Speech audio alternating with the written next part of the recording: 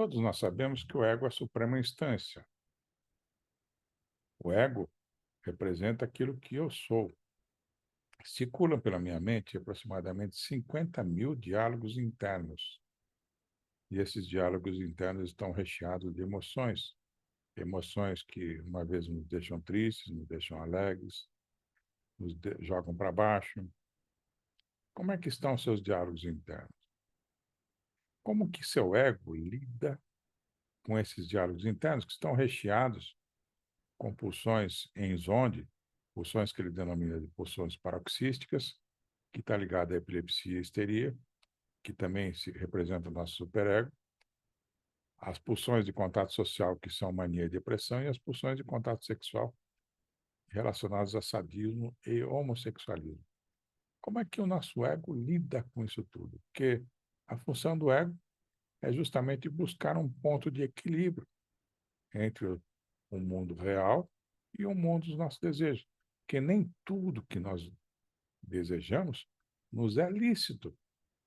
E o ego tem que ficar o tempo todo costurando essas informações para nos manter convivendo em harmonia na sociedade. Nesse quesito de ego, o Zonde determinou que a paranoia e a catatonia são as pulsões que representam o nosso ego. A paranoia está ligada aos nossos desejos, nossa parte criativa e imaginativa que afluem como lampejos de luz na nossa mente. Ah, tive uma ideia. Essa ideia que surgiu na nossa mente nada mais é que um lampejo do nosso lado paranoico. Agora, o nosso lado catatônico é o nosso lado racional, que diante dessa ideia fala, eu acho que isso vai dar certo. Então, o lado catatônico ele funciona como um sensor para você realizar ou não esses lampejos de ideias que surgem do nosso lado paranoico. E o ego em si, em Zonde, ele foi mapeado em 4 quadrantes. O lado paranoico, ele denomina que ele funciona como conjugando o verbo ser ou não ser. E o lado catatônico, ele é como se conjugasse o verbo ter ou não ter. Ser representa vir na ideia o desejo de ser alguma coisa. Agora, entre o ser e o ter, existe a questão da realidade.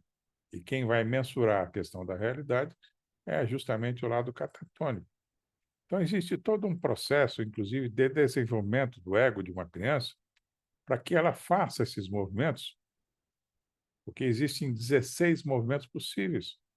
Você, quando começa a estudar o Zonde, você vai perceber que o ego saudável, ele tem que ser extremamente flexível para nos movimentar na realização dos nossos desejos, quando eles são lícitos, são bons, nos levam ao progresso, e nos frear diante daqueles desejos que vão nos causar mal ou prejudicar os demais. E desta forma que a gente vai gradativamente levar você, nesta aula, a compreender esses 16 movimentos do ego. Porque, veja, eu vou citar aqui, vou ler rapidamente para vocês, 8 deles nessa primeira prancha.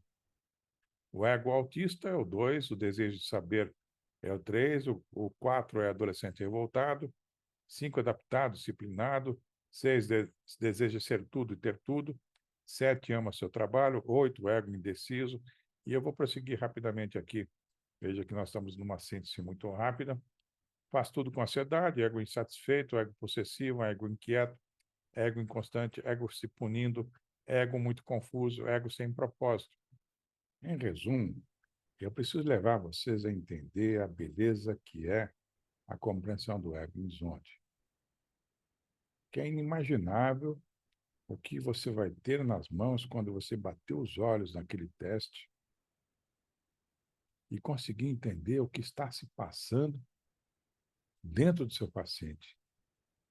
Como que os seus diálogos internos estão sendo tratados dentro do princípio da realidade e poder ajudar. E para isso, então, a gente tem que fazer essas aulas com muito carinho, com muita paciência, para que você adquira maestria na compreensão do ego em Zonde, para assim poder atuar via terapia dos cristais radiônicos. Um grande abraço.